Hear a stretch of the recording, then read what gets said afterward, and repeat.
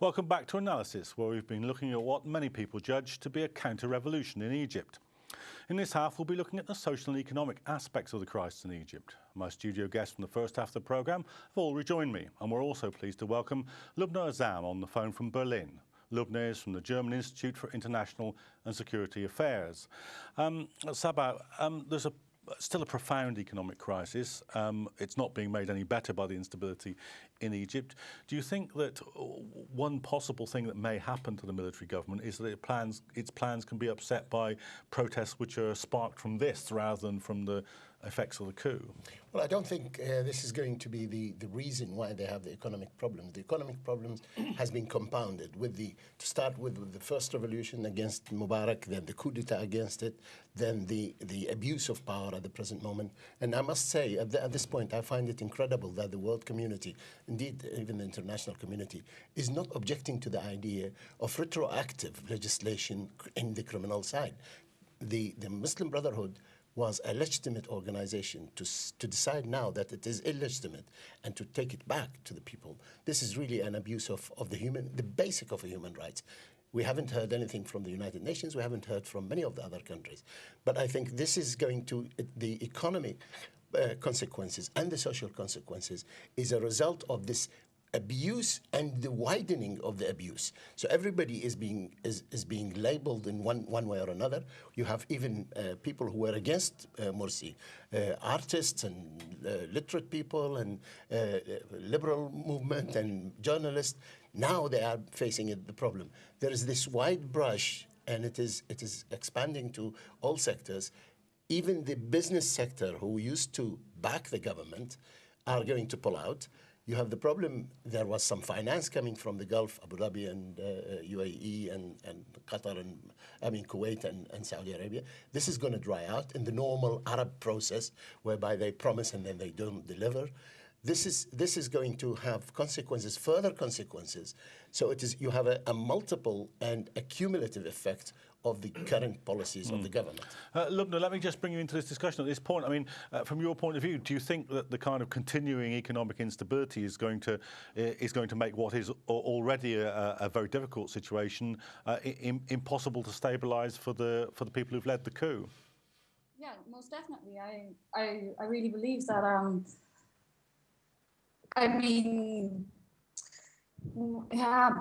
There's no discussion that it was a coup, and there's no discussion that the revolution has been hijacked. And what I'm trying to say is that Egypt is in a very precarious situation.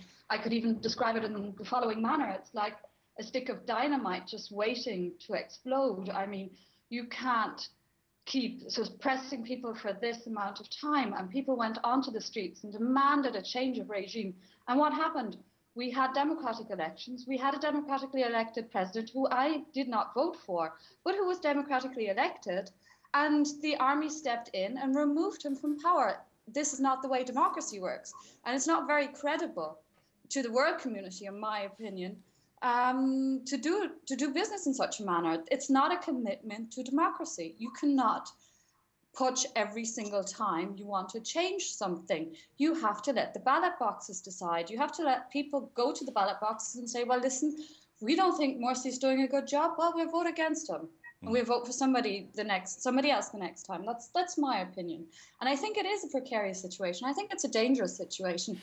But I don't really, I'm not a real fan of worst case scenarios, but I still would keep my eye on things at the moment. Taib, do you think that the referendum, when it happens, do you think it will be so illegitimate in the eyes of so many Egyptians that whatever comes after it won't stick as any kind of settlement, even in the terms of the people who conducted the coup? Well, John, I'm glad you're talking about the referendum, because I don't quite understand who the military regime in Egypt is trying to fool, because clearly its own population is crying out in respect of what's happening at the moment. There are daily protests, and this is not just from the Muslim Brotherhood, this is from all aspects of Egyptian society now. And what kind of referendum can you hold in a situation where you detain thousands of people arbitrarily, and in those circumstances you repress a significant proportion of the opposition group, the Muslim Brotherhood, as you know, that has now been proscribed as a terrorist organisation. You can't have a free and fair election in those circumstances. The referendum is simply a self-endorsement by the military regime to say, look, we held elections. There's no accountability in respect to those elections. And even if there was accountability in respect to those elections, and let's say, for example, there was out of the turnout, how do you quantify the turnout? Out of the turnout, if there was an overwhelming vote in favour of the referendum, what does that mean in a circumstance where going to the ballot box and putting your vote against the referendum may result in you being detained or shot? John, this question of retroactive legislation that Sabah was raising, how unusual is it, even in regimes which are undemocratic and that are condemned for human rights abuses? How unusual is it to be instituting crimes on people that didn't even know they were committing them at the time? Well, it's not only unusual; it's totally contrary to the rule of law and to all international human rights conventions and domestic constitutions. So it's a basic principle of justice, and it's completely offensive. What I'm trying to get at, I guess, is this: that that Mohammed was saying, that and Sabah, that we all knew, anybody who was in Egypt under the Mubarak regime knew that it was a repressive regime. But even it didn't go that far. And I guess what I'm asking is, on the spectrum of undemocratic regimes, how unusual is it to be using this kind of retrospective legislation? Oh, it's certainly very unusual, and for that reason, most international human rights conventions do condemn retrospective legislation. Let me just ask you about the economic situation here. I mean, it's a kind of underreported element of the original revolution, but the bread question was very definitely there. Do you think do you, from your point of view, see that as something that's going to deepen the protests, even if the process of the coup seems to be kind of suppressing protests at the moment? I was surprised this morning when they announced that they're going to start the project of Suez Canal, which they stole it actually from the program of President Morsi as well. And they tried to do something just to show to the Egyptian people and the international community that they're going to solve the economic problem. But the reality is a lot of investors, either local or international or coming from abroad, they already closed their factories. They already escaped from the country. They took their assets and their money out of the country. They tried to attract the investors to come back. That will not happen, even they do their referendum or not, because there is no stability, there is no security, there is no safety. The police is now not fighting the thieves in the street. They are fighting the protest. They have no time. The army is not protecting our borders. They are fighting the protesting people in the street. Then how come to any kind of investor to come to the country like this? Most of the investors escape from Egypt. Economy is going down. A lot of people lost their jobs. There's no any opportunity for a job for more than now. The unemployment in Egypt going more than 14%. And then it's crazy. Whatever they do, they are doing the supporting from the AU or from the Gulf countries. That will not keep going forever. They will give up someday, and then it's going down, not going better. Lubna, just want to ask you about the kind of the international reaction to events in Egypt now. I mean, just talk us through what you think of the kind of the main responses. Perhaps starting with the US, because it seems that it's got a kind of remarkably kind of hands-off attitude now. Do you think that it basically thinks that it can't get a twist on what's happening in Egypt, or do you think it's happy with the coup?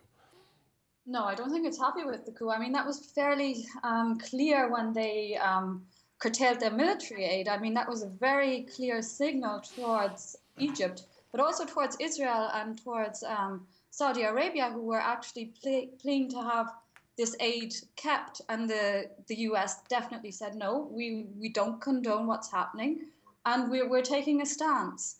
I mean, I see this from a European perspective, and I obviously know a lot more about what the Europeans are saying. But I can certainly say what analysts like Nathan Brown from Carnegie have been saying as well, that it's problematic that the army just took the revolution and twisted it to its own means. And the problem is also that this was a revolution of the people, not of the army. This was a revolution against the old regime. And what has happened? We have the old regime again. Okay, we have it without Mubarak and without Al-Adli, but more or less it's the same old regime. So just on this question of international response, I mean, you were saying, you know, that that the Americans suspended some aid, but then there was a very interesting moment when the Egyptian government accepted aid from Russia as a kind of tit for tat. Is that how you read it? They're saying, okay, you guys, you can do this, but we can do that. Yeah, and I suppose it was also a sign of a certain signal of desperation. I mean, and also sending back the signal, well, you're not the only people who can give us aid. You know, you're not the only people we can ask for money here. So I don't know if it was that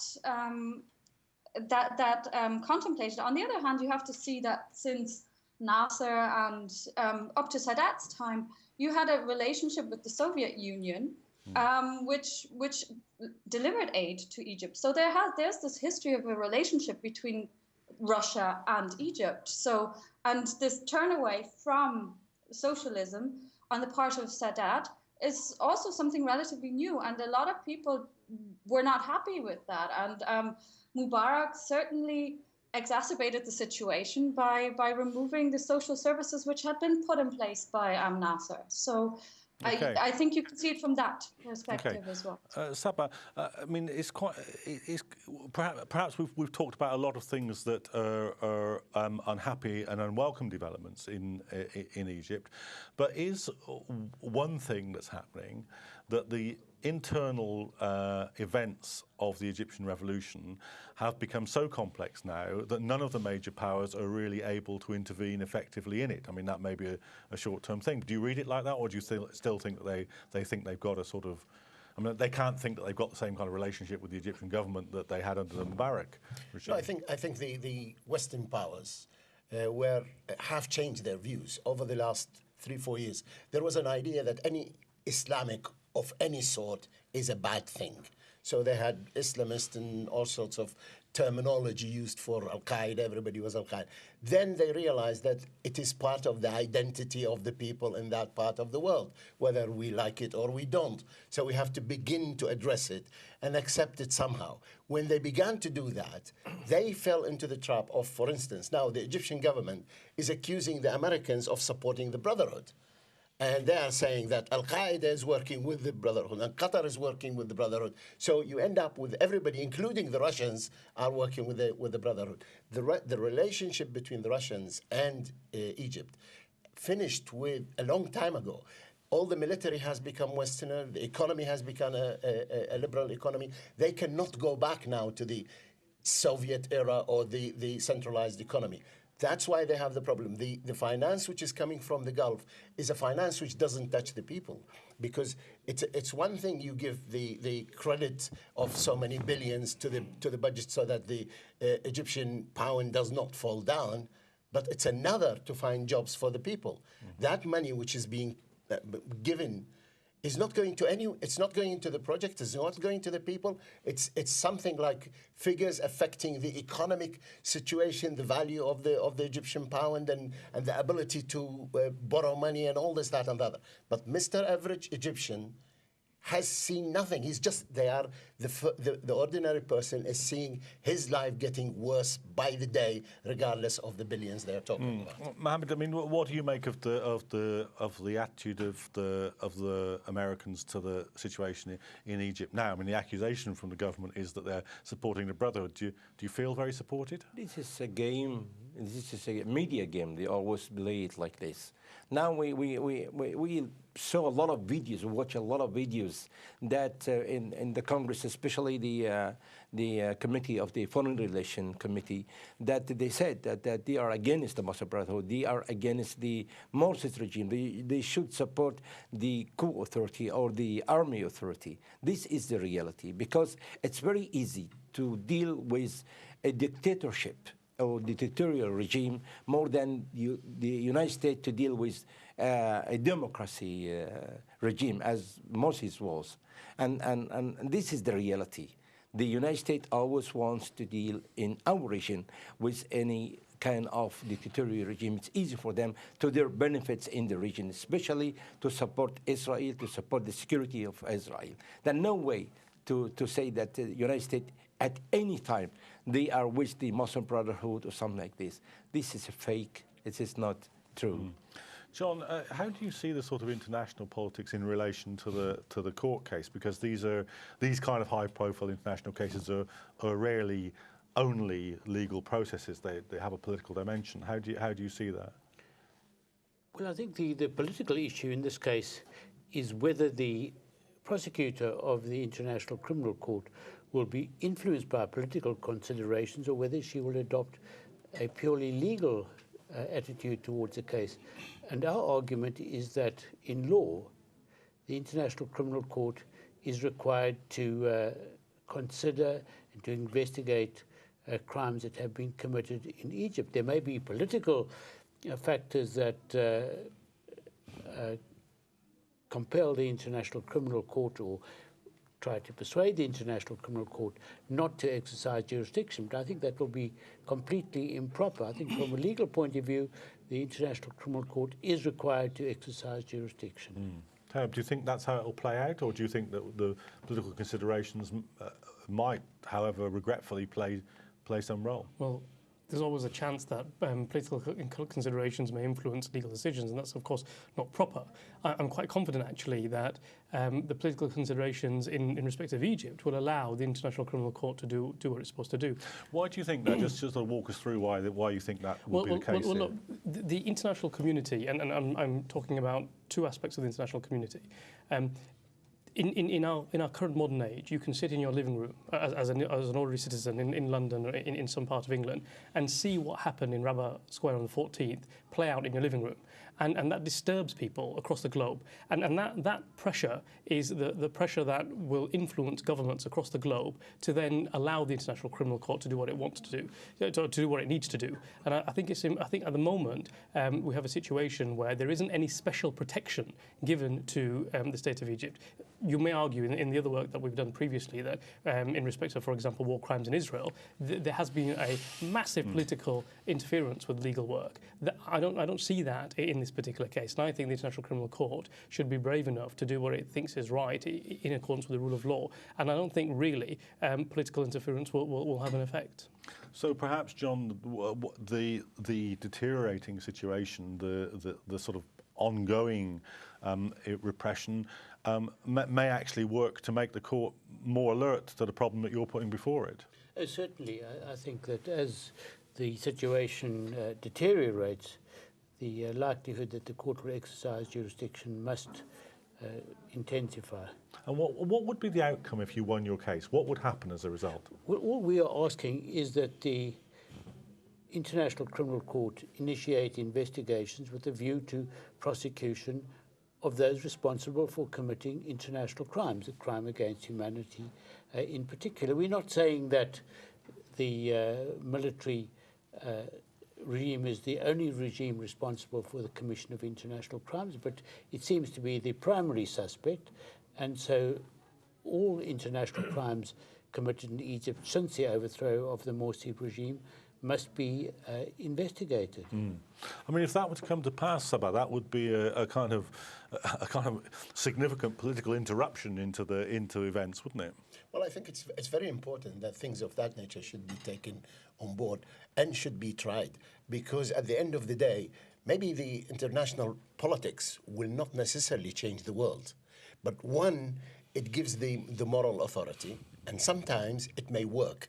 And in this instance, if the court was minded and was able to actually take the practical steps, that would bring in, one, pressure on the government in Egypt, and they may change their mind. Secondly, it will withdraw this pretense of legitimacy, and it will make the other countries feel ill at ease to deal with the Egyptian government, the Egyptian regime, as if it is a legitimate one. Because you can always say there is this court decision, or the investigation by itself is going to open a Pandora's box. It's going to open all the areas of abuses, both in law and otherwise, because there are abuses on a variety of levels, on the economy, on the social structure, on the cultural aspects of Egypt. Okay, look, I want to just look forward now, because we move towards the end of the programme, once more to the referendum. I mean, many people are saying it will be illegitimate, but people are also saying if the turnout looks high enough or can be made to seem high enough, this may be something which ensures that General el-Sisi, the leader of the coup, stands for president. Do you think that's what's in the regime's mind? Yes, I would suppose so as well. But I have to say, I mean, I don't want to get away from your question, but you have to see the last constitutional process wasn't perfect either. I mean, we had a very problematic constitution which was pushed through in 16 hours on live stream and then voted on by 1/3 of the electorate. I mean, that was more a suboptimal process, just as this one is. I find both processes actually comparative.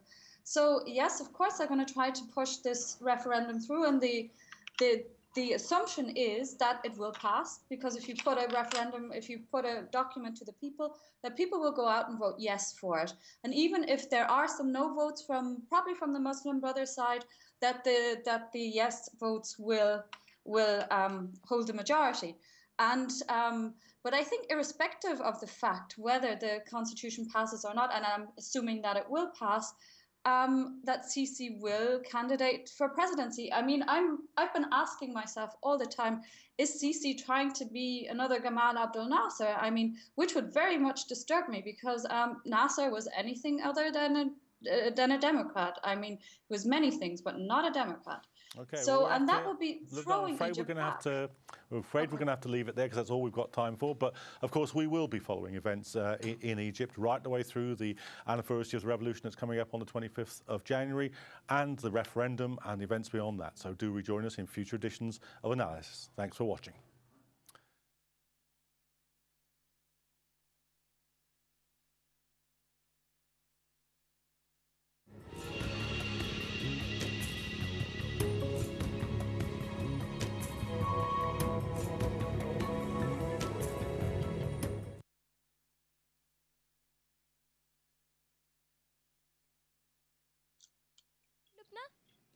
Yeah.